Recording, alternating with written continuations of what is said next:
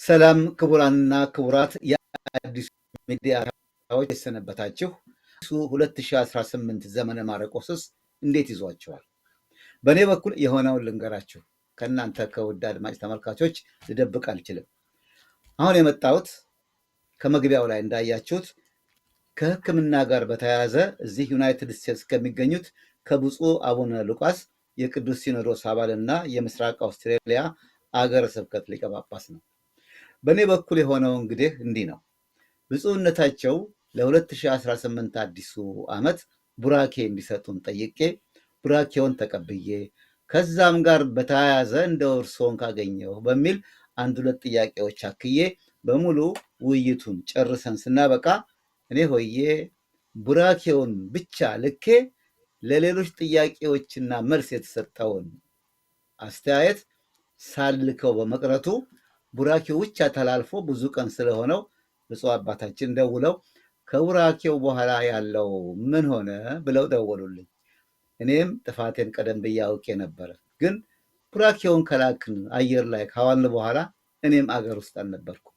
እረፍት የሚባል ነገር አለ አይደለም? እንቁጣጣሽ ነው፣ አዲስ ዓመት ነው። ከቤተሰብ ጋር ወጥቼ ትላንት ማታ ገና መመለሴ ነው። የእሳቸው መልእክት አግኝቻለሁ። ደውዬ ይቅርታ ጠይቄ ንስሐዬንም ተቀብዬ በአስቸኳይ ዛሬና ነገ ተዘጋጅቶ ይተላለፋል። ጥፋቱ የኔ ነው፣ ብፁዕ አባታችን ይቅር በሉኝ ብዬ ይቅርታውን ተቀብዬ ልናሳልፈው እየተዘጋጀሁ ነው። በነገራችን ላይ መስከረም ውስጥ ነን። ገና አዲስ ዓመት ነው። መስቀልም አልተተኮሰም። አይታችኋል። ስለዚህ ይሄ ቢተላለፍ ወቅታዊ ጉዳይ ነው እንጂ ምንም የሚያጎላው ነገር የለምና ስለዚህ የእናንተም ይቅርታ አይለይ። እንዲያው ለዚህ ካሳ የሚሆን ወደ ውይይቱ ከመሄደ በፊት እስቲ አንድ ወረብ እንደ መሸጋገሪያ ልጋብዝና ወደ ብፁዕነታቸው ላቀረብኩት ጥያቄ መልስ እንዲሰጡ የጋበዝኩትን ለእናንተ አቀርባለሁ። አሁን ወደ ወረቡ። አውደ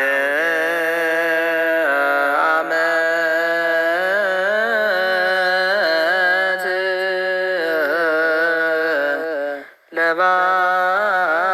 ለባርኮ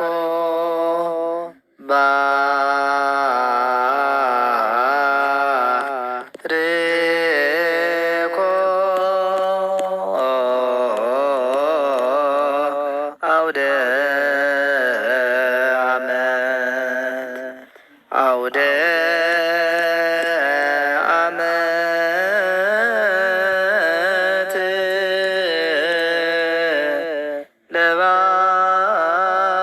ለባርኮ ባርኮ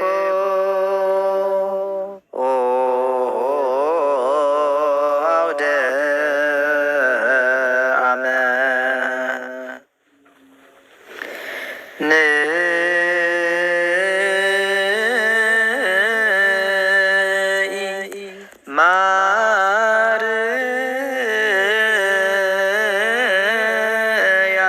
ማርያም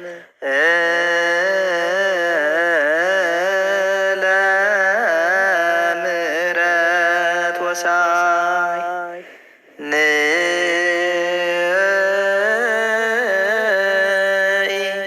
ማርያም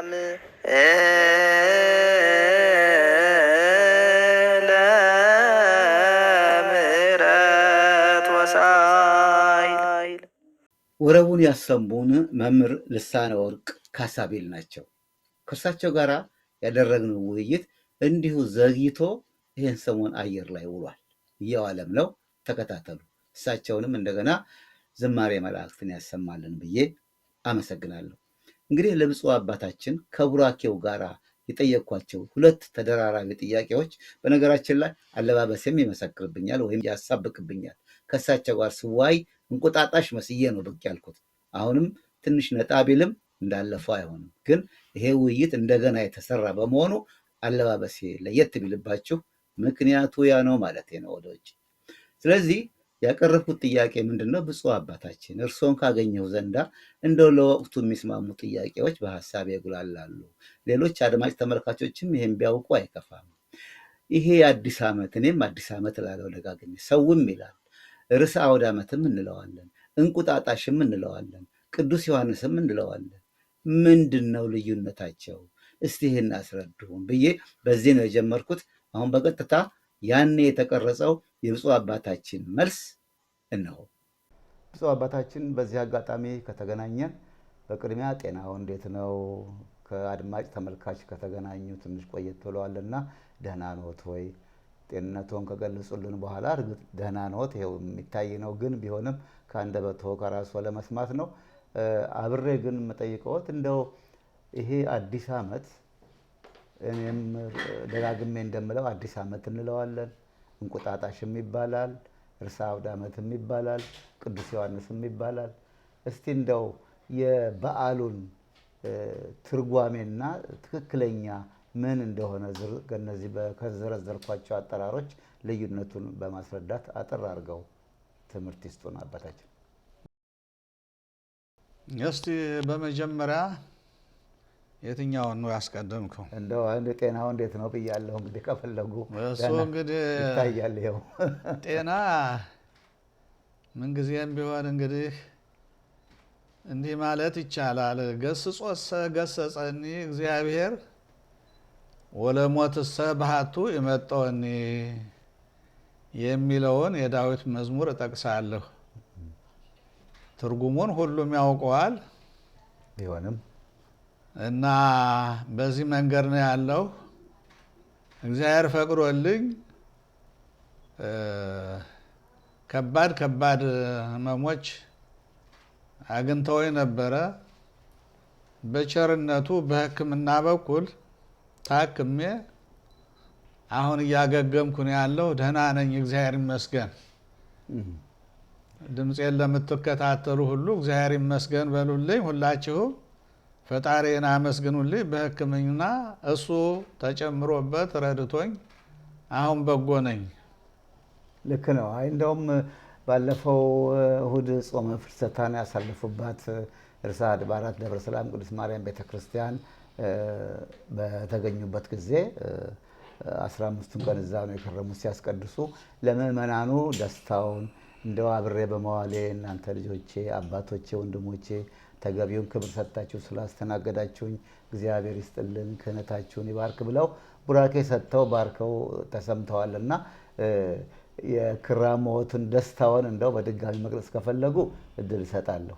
ከዛ ቀጥለው ግን የበዓሉን ትርጓሜ ሊያስረዱን ይችላሉ።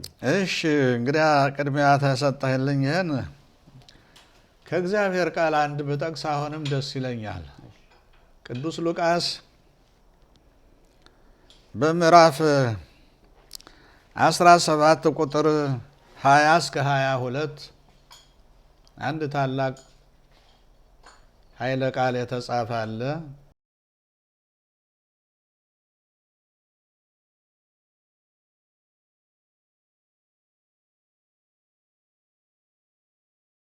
ይህም ፈሪሳውያን የጠየቁት ጥያቄ ነው።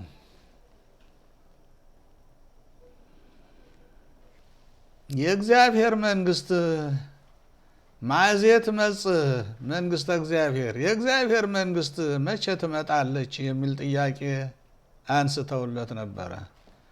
እንደዚሁም ስለ መንግስተ ሰማያት የት ነው ያለችው የሚል ጥያቄ አቅርበውለት ስለነበረ ከዚህ ጌታ የመለሰው ቃል አለና እሱን እጠቀማለሁ።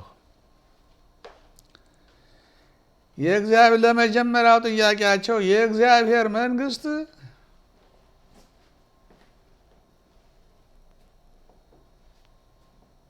በጥያቄ የምትመጣ አይደለችም።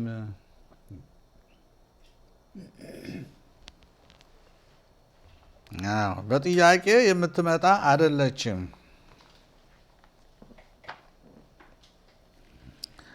ማእዜት ትመጽእ መንግሥተ እግዚአብሔር።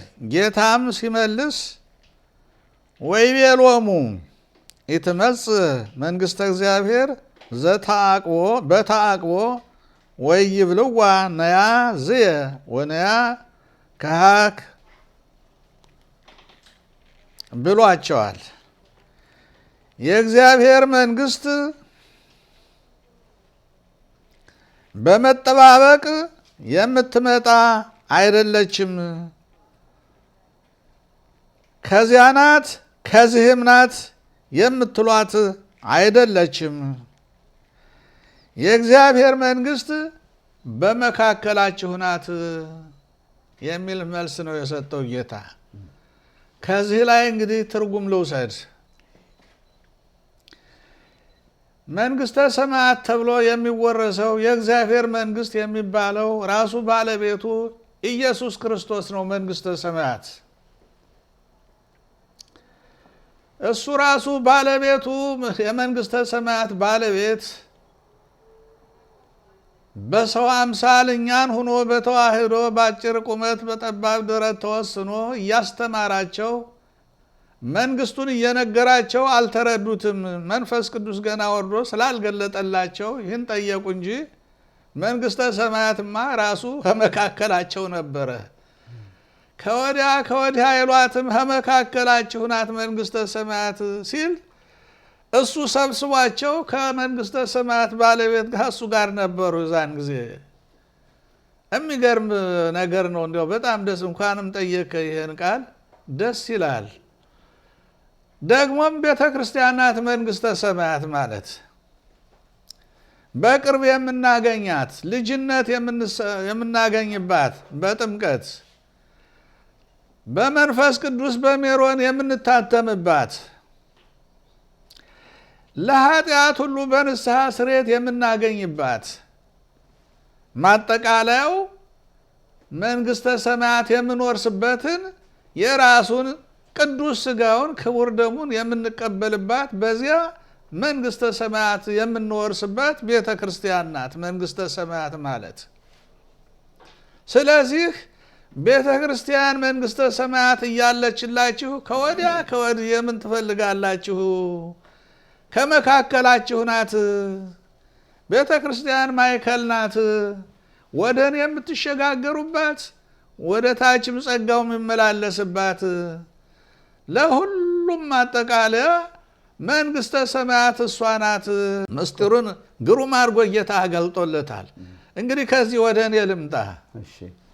ወደ እኔ ስመጣ ጌታ ባለው መሰረት ቤተ ክርስቲያን መንግሥተ ሰማያት ብያታለሁ። በመንግሥተ ሰማያት እነማን ነው ያሉባት? ካህናት፣ ምእመናን፣ በአጠቃላይ የክርስቶስ ተከታዮች በክርስቶስ ክርስቲያን በወልድ ውሉድ የሚባሉ ሁሉ የሚገኙባት የጸጋው ግምጃ ቤት ናት። በዚያች ደግሞ በመካከሏ በዝችው በተጠቀሰችው ቤተ ክርስቲያን በዲሲ ደብረ ሰላም ቅድስት ማርያም ቤተ ክርስቲያን እኔ እንደሄድኩ በሱባኤው ጊዜ ካህናቱ በጥሩ አቀባበል ተቀብለውኛል። ቃለ እግዚአብሔሩ ከሰማይ የወረደ ነው የሚመስል በአንድ ድምፅ የሌሊቱ ሰዓታት ግሩም ነበረ። በሙሉ ተጠናቆ ነው የሚያልቀው። ውዳሴ ማርያም ትርጓሜው፣ ቅዳሴ ማርያም ትርጓሜው በሙሉ ተላልፏል። ስርዓተ ቅዳሴው የደብረ ሊባኖስን ይመስላል። ልዩ ነው። በጥንቃቄ ነው የሚሰራው። አንዱ ከአንዱ ቀድሞ መሄድ የለም። ተራ ተጠብቆ በስርዓት ነው። ሰዓቱን እንደ ገዳማውያን ሰዓት ነው። ምእመናንም አክብረውት እስከ 4 ሰዓት እስከ 10 ሰዓት ወይም እስከ 4 ድረስ ነው የሚጠናቀቀው። በዚህ ሁኔታ የማይጠንቱ አስተጣጠን በሶስቱም መንበር ውስጥ የሚወጣው ማይጠንት በብዛት ነው የሚደረገው። የሚጨመረው ጣኑም ልክ የካህናተ ሰማይን ማይጠንት ይመስል ነበረ። ማይጠንቱ እኔ በየትኛውም ቦታና ደብር እንደዚህ ያለ ስርዓትና ክብር አላየሁም። ያን እንዳለ በሙሉ ፍንስ ያደረገው እንደው ነፍስ በቃ እዚያ ውጭ ውጭ አትልም። እንደው በጣም ይመስጣል፣ ያስደስታል።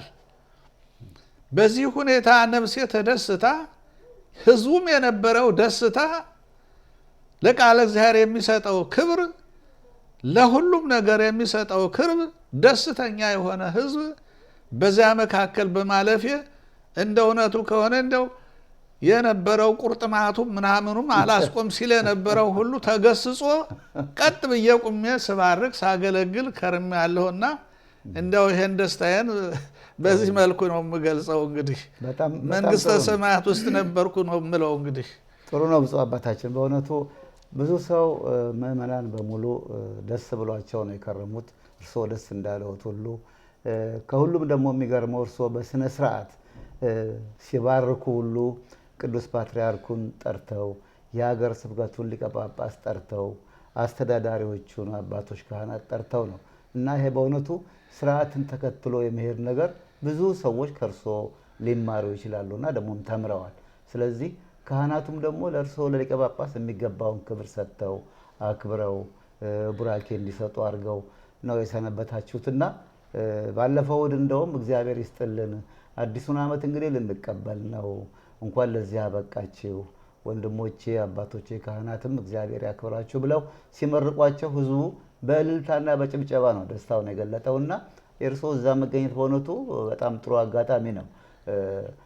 ስለዚህ አሁን የተናገሩት ቃል እንደው የታየ ነገር ነውና በጣም ጥሩ ነው። ቃለ ሕይወት ያሰማልን። ሌላ እንደው እርስዎን ካገኘሁ አብሬ እንግዲህ ለመጠየቅ የምፈልገው አሁን ቀደም ሲል ሩፋኤልን አንስሜን 3 ቀን ሩፋኤል ደግሞ እኔ ልጅ ሆኜ የማስታውሰው ዝናብ ውስጥ መቆማችንን ነው። እድሜ ለመጨመር ይሁን ቁመት ለመጨመር በትክክል ባላውቀውም ግን ከዛ በመለስ ሚስጥሩ ብዙ ነው። ሩፋኤል ፈዋሴ ድዋን የሚባል ነው። ፈውስ ይሰጣል። ባህሮች ሁሉ ወንዞች ይባረካሉ በዛ ቀን እና እስቲ እንደው ስለ ቅዱስ ሩፋኤል ትንሽ እንደው እዛው አውደ ዓመት አካባቢ ስላለን ትንሽ ቃል ያሰሙን። ከዛ በላይ ብዙም አላደክሞትም። ሩፋኤል ታላቅ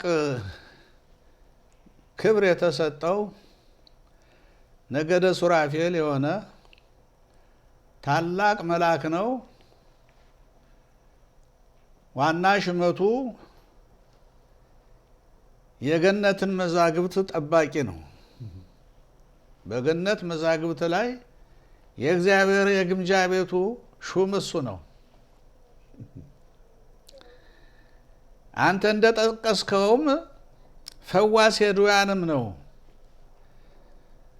በዘመነ ብሉይ ጦቢት የሚባል ታላቅ ሰው እግዚአብሔርን የሚፈራ ወገን የሚያከብር ወገኖቹ የሞቱትን ሳይቀብር እህል የማይበላ ታላቅ ሰው ነበረና በዘመኑ ዓይን የምታወርድል ፈተና ገጥሞት ነበረ። ቀጥሎም እንደዚሁ ራጉኤል የሚባል የእሱ ደግሞ ሴት ልጁ እንደዚሁ ክፉ ጋኔን አድሮባት የምታገባቸው ባሎቻቸውን ሁሉ እየወጋ እየገደለ ያለ ትዳር ያኖራት ነበርና ሁለቱም በአንዲት ቀን ወደ እግዚአብሔር ጸሎት ጸልየው የሁለቱም ጸሎት ተሰምቶላቸው ቅዱስ ሩፋኤል ተልኮላቸዋል። እሱን ፈውሷል። ወለተ ራጉኤልንም ፈውሷታል። የፈወሳቸውን በጎዳና ላይ እየሄዱ እያሉ ወደ እስራኤል አገር ከጦቢያ ልጅ ጋራ እየሄዱ ሳለ ከጎዳና ላይ የፍራጥስን ወንዝ ሲሻገሩ አሳ ትልቅ አሳ ዝል ብሎ ሲወጣ አየው። ያዘው፣ እሱን አሳ ያዘው አለው። በዚህም ጊዜ አነውን አሳውን ያዘውና ምን ይሆናል ይህ አሳ አለው። ዓይኑ ለታወረ መድኃኒት ይሆናል፣ ጋኔን ላደረበትም መድኃኒት ይሆናል፣ ይፈውሳል። ተነ ሆዱ እቃ የሆዱን እቃ እንዳለ በሙሉ ኩላሊቱን፣ ጉበቱን፣ ሐሞቱን ታንድ ላይ ያዛቸው አትጣለው ብሎት ከዚያ በኋላ ያን ግዳጃቸውን ከእስራኤል የተላኩበትን ሄዶ ወርቅ ነበረ ሀደራ ያስቀመጠው ጦቢያ የላከው ያንን ተቀብሎ ሲመለስ ከራጉኤል ቤት ደረሱ። ራጉኤል ቤት ደረሱ። በዚህን ጊዜ ይችን ልጅ አንተ ታገባታለህና አባቷን ጠይቅ ለአንተ ትገባለች ብሎ ነገረው ሩፋኤል። በዚህ ምክንያት ተነስቶ ጠየቀው። የወንድሜ ልጅ ነህ፣ ጦቢያ ወንድሜ ነው። ነገር ግን ይች ልጅ 7 ባሎች አግብታ ወደ መኝታ ቤት ሲገቡ 7ቱንም እየገደለባት እንዲሁ ቀርታለች እና አሁን ደግሞ አንድ ልጅን ትሞትበታለህና አይሆንም አለው። በዚህ ጊዜ ዝም ብለህ እሺ አሰኘው አለው ሩፋኤል። እሺ ብሎ ይህንን ከዛ በኋላ የጋብቻውን ስነ ስርዓት እንደ ሙሴ ሕግ እጇን ይዞ አስረክበው የጫጉላ ቤታቸው ተዘጋጀላቸው። ወደዚያ ሲገቡ ከንጹህ ዕጣን ጋር አድርገህ ይህንን የሐሳውን ሆድቃውን ጨምርና አጭስበት አለው ሩፋኤል። በዛን ጊዜ ያነ ሲጨስበት ያጋኔን ወጥቶ አመልጣለሁ ሲል በአየር ላይ ይዞ አስሮ ወደ አንጦርጦስ አስሮ አግዞ ጥሎታል። በዚህ ሁኔታ ወለተ ራጉኤል ነፃ ሆነች፣ ባለም ማገኘች ጦቢያ። ወደ ቤት ሲደርሱም እንደዚሁ ተደነቃቅፎ በቃ ልጁን ሲያይ ደስታ ሰምቶ እንትን ሲል ቶሎ ብለህ ውሰድና ይሄንን አይኑን ኳለው አለው። ያንን ወስዶ አይኑን ቢኩልበት የአባቱም አይን ቦግ ብሎ በርቶለታል ማለት ነው። ሁለቱንም እንዲህ አድርጎ በመፈወስ በመጽሐፈ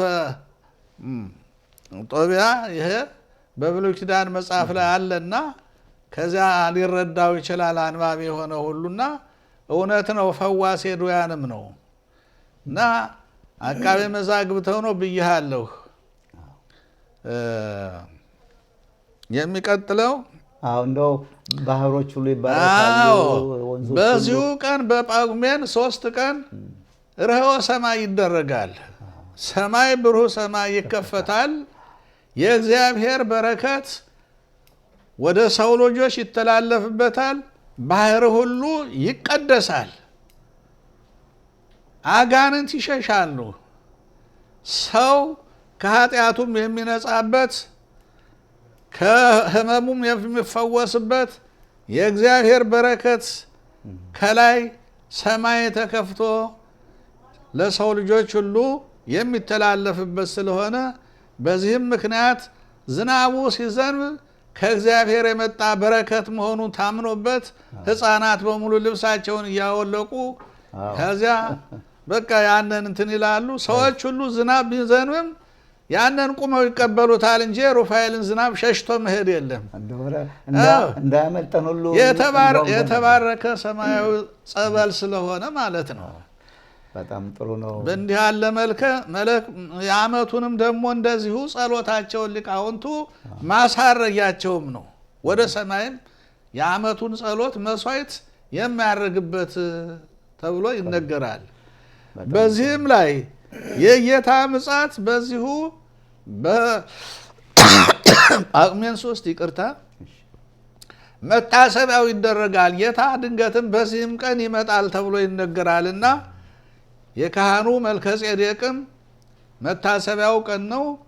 ሩፋኤልም በዚሁ ይታሰባል። ወደ ላይ ገልብጦ ሊጥላቸው ሲል ጳጳሱም ሕዝቡም አንድ ጊዜ ቢጮሁ ቅዱስ ሩፋኤል ጦሩን አምጥቶ በእግዚአብሔር ስም ቁም፣ እንዳትንቀሳቀስ፣ ከቦታህ እንዳትነቃነቅ ብሎ ቢወጋው ጸጥ ብሎ በዚያው ከጥፋት ከሞት አድኗቸዋል ምእመናንን። እና ቅዱስ ሩፋኤል ይህን የመሰለ የዋህ መልአክ ነው። ለሰው የሚራራ ነው። ለነፍሳት አማላጅ ነው። ትልቁ ስራው ነፍሳትን ደግሞ ተዑራኤል ጋር ሁሎ የሚያማልድም ነው። በጣም ጥሩ ነው። አድማጭ ተመልካቾቻችን መቼም ዛሬ ቡራኬ ብቻ አይደለም የተቀበልነው ከብፁዕ አባታችን ትምህርትም፣ በተለይ ደግሞ አዲስ ዓመትን አስታከው ስላሉት ስሞች፣ የተለያየ ስሞች መጠሪያ፣ ስለ ቅዱስ ሩፋኤልም ሰፊ ትምህርት ሰጥተውናል። መነሻችን ትምህርት ሳይሆን ለአዲሱ ዓመት ለ2018 ቡራኬ እንዲሰጡን ነው። በዛ መነሻ ግን እሳቸው ከተገኙ ብዬ አንድ ሁለት ጥያቄ አስከትዬ አቅርቤላቸዋለሁ። በሚገባ መልሰውልናል። ብፁዕ አባታችን ቃለ ሕይወት ያሰማልን። እንግዲህ አንድ ከጠየከኝ አንድ የቀረህ ይመስለኛል። ርዕሰ አውደ ዓመት ዮሐንስ የሚል እንዳለ አለማድከም ነው። አረሳሁትም ነበር። መልካም ነው። አዎ ዮሐንስ ለምን ተደጋግሞ ይጠራል? ያለ ተራው እያልን ነው። እንደው የለም ያለ ተራው ሆኖ ሳይሆን እሱ የብሉይ ኪዳን መጨረሻ የሐዲስ ኪዳንም ጀማሪ ማዕከላዊ መካከለኛ ሰው ነው። ልክ እኛ አሁን ዘመናትን አሳልፈን አዲሱ እንደምንቀበለው ማለት ነው። በዚህ መካከል የነበረ ከዚያ አስቀድሞ ተወልዶ በኋላም ለጌታው መንገድ እየጠረገ መጥቶ ሐዲስ ኪዳን የሰራውን ሐጋዊ ሕግን ኢየሱስ ክርስቶስን በሽግግር እኔ የጫማውን ጠፍር መፍታት የማይገባኝ እሱ ግን ሰማያዊ በእሳት የሚያጠምቅ ነው ብሎ ጌትነቱን አምላክነቱን መስክሮ ያሸጋገረ ስለሆነ በዚህ ትምህርቱ በዚህም በማዕከላዊ ዘመን ስለነበረ ለሐዋርያት ተቀዳሚ ለሰማዕታትም እንደዚሁ ተቀዳሚ ሆኖ ሰማዕትነትንም ወንጌልንም ጀምሮ ስለሰጠን ቤተ ክርስቲያን አዲሱ ዘመን ለዮሐንስ ይሁንለት ብላ ሰይማለታለች። ርዕሰ አውደ ዓመት ቅዱስ ዮሐንስ የሚባለው ለዚህ ነው። አዎ እንጂ ዮሐንስ ወንጌላዊ ሲባል የዮሐንስ ወንጌላዊ የዘብዴዎስ ልጅ ታዎጎሎስም ይባላል፣ ፍቁረ እግዚእም ይባላል፣ ብዙ ስሞች አለው። ንጹሕ ድንግል ይባላል። እነዚህን ሁሉ የያዘ ወንጌላዊ አለ፣ የጌታ ወዳጅ። ከነዚህ ሲለይ ግን ርዕሰ አውደ ዓመት ዮሐንስ ወልደ ዘካርያስ ተብሎ በአባቱም ስም ይለያል፣ ይታወቃል ማለት ነው። ወይም መጥምቀ መለኮት በሚለውም ደግሞ ይሄ የታወቀ ነውና ለዚህ ነው ዘመን መጀመሪያ በሱ ስም የሆነው ማለት ነው። እና ከዚህ አያይዞ እንግዲህ ዘመን በእግዚአብሔር የተገኘ ዘመናትን የሚያመጣ ዘመንም የእግዚአብሔር እንደሆነ ነግሬያለሁ። ሁሉ የእሱ ስለሆነ ዘመን የሚለወጠው እግዚአብሔር በሰራቸው ፍጥረታት ሁሉ በየጊዜው የሚሆነውን ሁሉ የሞተው ሲነሳ እንደገና የቆመው ደግሞ አርጅቶ ሲወድቅ ሲሞት እናያለን። አበባው ሲረግፍ ቅጠሉ ሲረግፍ ተመልሶ ሕያው ሆኖ ሲነሳ እናያለን። እነዚህን ሁሉ ምሳሌዎች አድርጎ ለሰው ልጅ እናያለን። ሰውም እንደዚሁ ይፈጠራል፣ ይወለዳል፣ ያብባል ማለት ለቁም ነገር ለውርዛዌ ይደርሳል፣ ለጉልምስና ይደርሳል። ከዚያም ያገባል፣ ይጋባል፣ ልጆችን ይተካል፣ በመጨረሻ ይሞታል። ሁሉም ይፈጸማል፣ ያልፋል። በዚህ ዘመን ተለወጠ የሚባለው ግን እንደ ሌሎቹ ፍጥረታት ሁሉ እንደሚለወጡት ሁሉ ሰው በራሱ ሲለወጥ ነው ሰው ዘመን ተለወጠለት የሚባለው። ንስሐ ያልገባ ንስሐ ገብቶ በጎ ስራ ሲሰራ ያልነበረ ተመልሶ በጎ ስራ በመስራት በእግዚአብሔር ልጅ በኢየሱስ ክርስቶስ ስም ያላመነ ያልተጠመቀ ሲጠመቅ በሜሮን ሲከብር በመንፈስ ቅዱስ ተከብሮ የጌታችንን የኢየሱስ ክርስቶስን ቅዱስ ሥጋ ሲበላ ክቡር ደሙ ሲጠጣ የመንግሥተ ሰማያት ቤዛ ሲያገኝ ዘመኑ ለዚያ ሰውዬ ተለውጦለታል፣ አዲስ ሆኗል። አዲሱን ክርስቶስን ለብሶታል። ይሄ ነው ዘመን መለወጫ ማለት። ቤዛ አገኘ ማለት ነው። ቤዛ አገኘ እንዲህ አድርጎ በቃ ከሆነ ዘመን ለዚያ ሰውዬ አዲሱ ነው። ዝም ብሎ እንደደረቀ እንጨት ቁሞ ዝም ብሎ ዘመን ለወጣል እያለ ለሚጠባበቀው ደግሞ ያው የደረቀ እንጨት ነው። ምንም በሱ ዘንድ ለውጥም የለም፣ ምንም ነገር የለውምና ይሄ ታሪክ የሌለው ይባላል። ድንቅ ነው እሱ አባታችን እና ይሄን ይመስላል። ግናለሁ። በመጨረሻ እንደው አንድ ጥያቄ እርስዎ ወዲህ ወደ ዋሽንግተን አካባቢ እንደመጡ ብዙ ምዕመናን ኦርቶዶክሳውያን እርስዎን ለማገዝ ላይታችን ለሚሉ አውቃለሁ በግል እርስዎ ምንም እንኳ ሀገረ ስብከቶ አውስትራሊያ ቢሆንም እዚህ ደግሞ በህመም ምክንያት በሚቆዩበት ጊዜ በሰንበትም ቤቶ እንዳይውሉ ባለፈው እንደ ርዕሰ አድባራት ደብረ ሰላም ሄደው እንደ ህዝቡን እንደባረኩ እንደጸለዩ ሁሉ እንደው ደግሞ ለግሎ መጸለያ ቦታ ለማዘጋጀት የሚጥሩ ምዕመናን አሉ። ቤተ ጽሞና ሌላ ቤተ ክርስቲያን አይደለም። ቤተ ጽሞና ማለት እርስዎ በጽሞና ጸሎት የሚያደርጉበት ሰዎች መጥተው ምክር መንፈሳዊ ምክር ማግኘት ለሚፈልጉ ለነሱ ሁሉ ምክር ለመስጠት የሚያስችል ቦታ ለማዘጋጀት የሚጥሩ ምዕመናን ልጆችዎ እንዳሉ አውቃለሁ። እንደው በመጨረሻ ለነዚህ እርስዎን እዚህ ተቆዩበት እስካሉ ድረስ የሚያገለግሉት የሚታዘዙት ልጆች በቤተ ጽሞና ኮሚቴ ውስጥ ሆነው ለሚያገለግሉት ልጆች መልእክት ካለው የመጨረሻ ጥያቄ ይሆናል አባታችን። መልካም አሁን ላነሳህልኝ ጥያቄ ከዚህ አካባቢ እንደመጣሁ ቨርጂኒያ ካንተ ከአዲሱ አበበ ጀምሮ ብንነሳ እናቶ ሳሚ ሌሎች ምዕመናን በቁጥር ሰፋ ያሉ ወንድሞች አባቶችም ጭምር ያሉበት እንደዚህ ቡሩካን ወገኖች ናቸው። መቼም የወንጌል ቃል አሁን ብዙ ስራ እየሰራ እንደሆነ እረዳለሁ።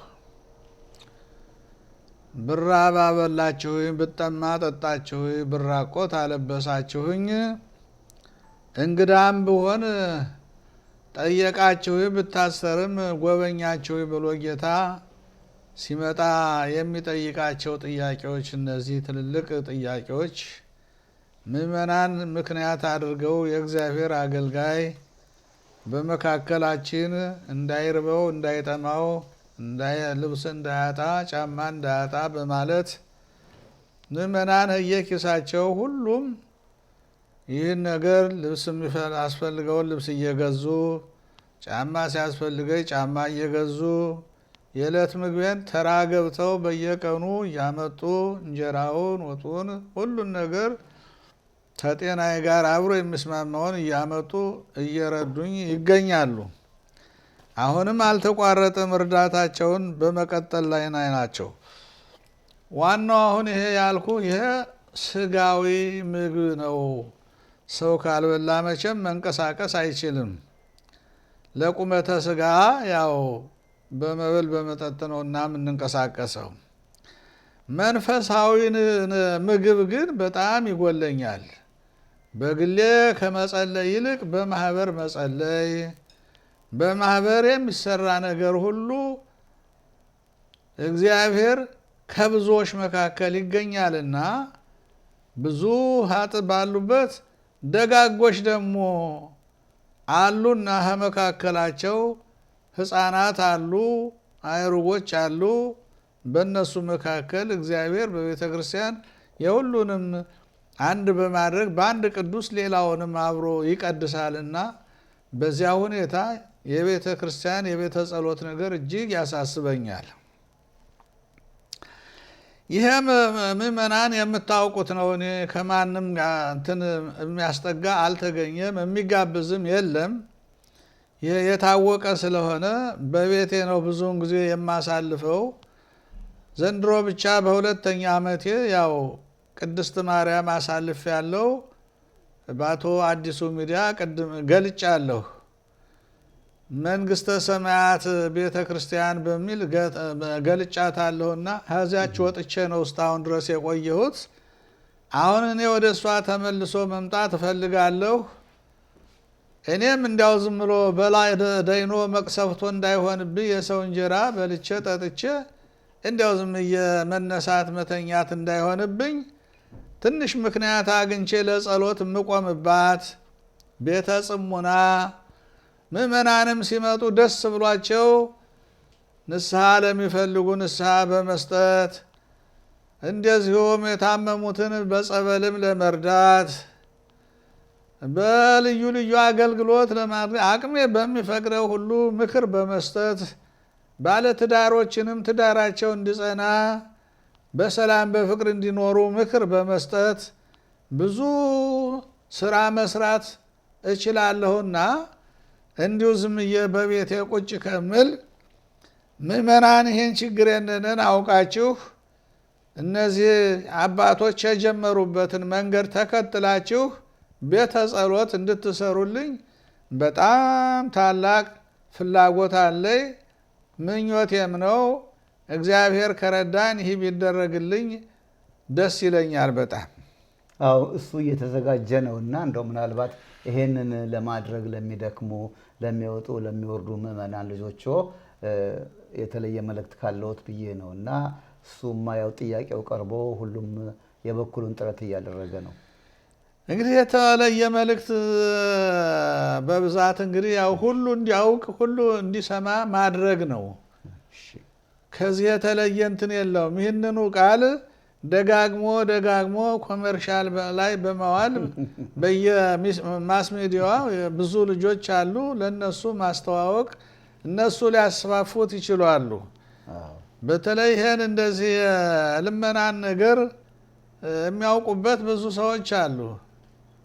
ብዙ ዲያቆናት በውስጣችን ይኖራሉ፣ የምታውቋቸው ለንግግር የታደሉ ስጦታ ያላቸው የገንዘብ አሰባሰብ ችሎታ ያላቸው ሰዎች ቢነጋገሩ መልካም ነው። እኔ ግን ዋናው ነጥቡ ችግሬን መግለጽ ብቻ ነው። ከዚህ ውጭ ሌላ እንግዲህ ለጠቢባን እንግዲህ አሐቲ ቃል ትበቆ ነው። መልካም ነው። ለተመረጡ ምእመናን እማገለግልበት የለኝም ካልኩኝ ይቺ ቃል በቂ ናት።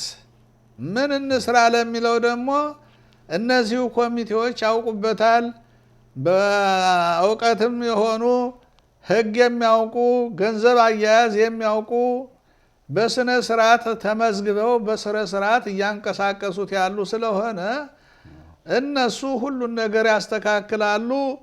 እናንተ ደግሞ በሞራልም በምህንድስናም ያላችሁ በሌላም ሙያ ያላችሁ ሁሉ በንግዱ ዘርፍም ያላችሁ የእርዳታ ድርጅቶችንም እንደዚሁ በምታውቋቸው ሁሉ ይህን የመሰለ ለበጎ ነገር በቃ ለዚህ ለእኔ ቤተ ጸሎት የሚረዱትን ሰዎች ሁሉ በስፋት ቢጠየቁና ቢረዱኝ የእኔ ፈቃድ ይሄ ነው። እኔ ደግሞ በጸሎት እነሱን ማሰብ ስለ ሀገርም ስለ ወገንም ስለ ሃይማኖታችንም ስለ ሁሉም ነገር እኔ የምጸልይበት ቦታ ስለሆነ እየፈለግኩ ያለው ለዚህ እንድታበቁኝ እንዲያው በእውነቱ በታላቋ ቤተ ክርስቲያን ስም እለምናችኋለሁ ምእመናን።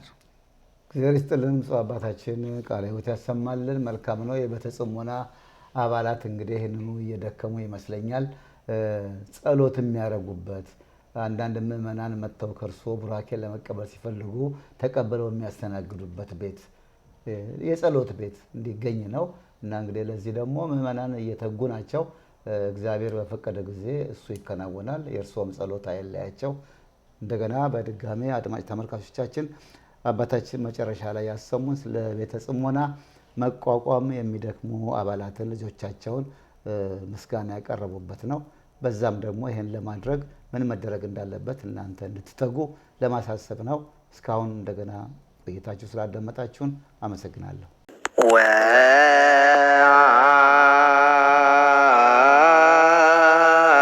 ወአንተኒ ሕፃን ነቢየ ልዑል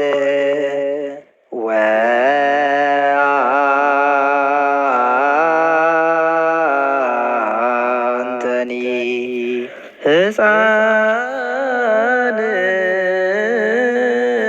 ነቢየ ልዑል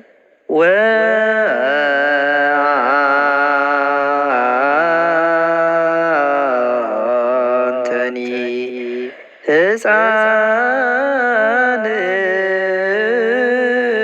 ነቢየ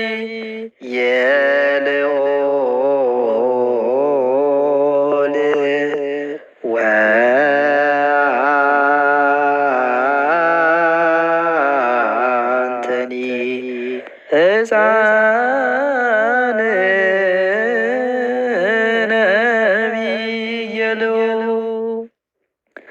ባርኮ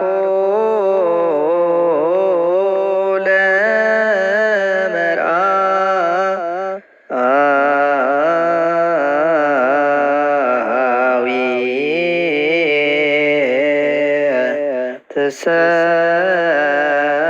ትሰመይ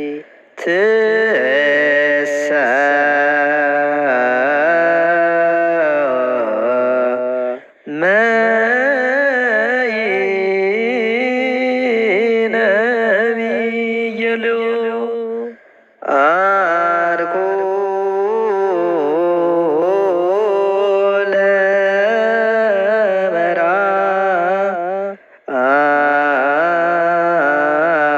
ለመርአዊ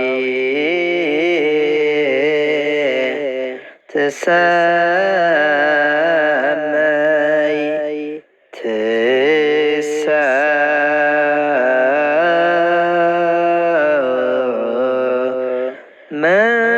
ትሰመይ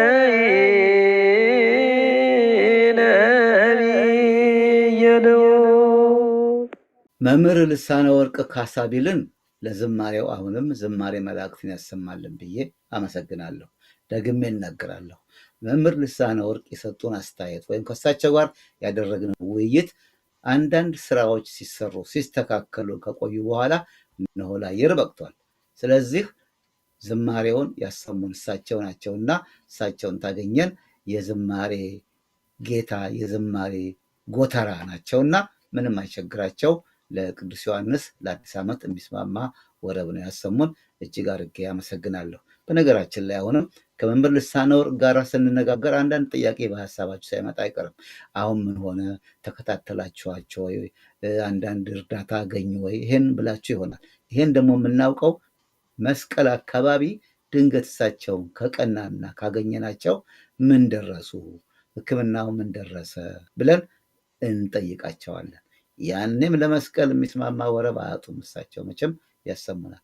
ስለዚህ አድማጭ ተመልካቾቼ እስካሁን ድረስ አብራችሁን ስለቆያችሁ በተለይም የብፁዕነታቸውን ይቅርታ አግኝቻለሁ እርግጠኛ ነኝ። እናንተ አድማጭ ተመልካቾችም ይሄ ውይይት በመቆየቱና ቆይቶ በመምጣቱ ቢቆይም ደግሞ አይጎዳም፣ ወቅታዊ ነው አሁንም ቢሆን። ስለዚህ በይቅርታ ውይይቱን ስለተከታተላችሁ እጅግ አድርጌ አመሰግናለሁ። በሌላ ጊዜ አዲሱ ሚዲያ ከሌሎች እንግዶች ጋር ከሌሎች ወቅታዊ ጉዳዮች ጋር ይመጣል። ከልብ አመሰግናለሁ። አዲሱ አበበ ነኝ። መልካም አዲስ ዓመት። እንቁጣጣሽ። ሰላም።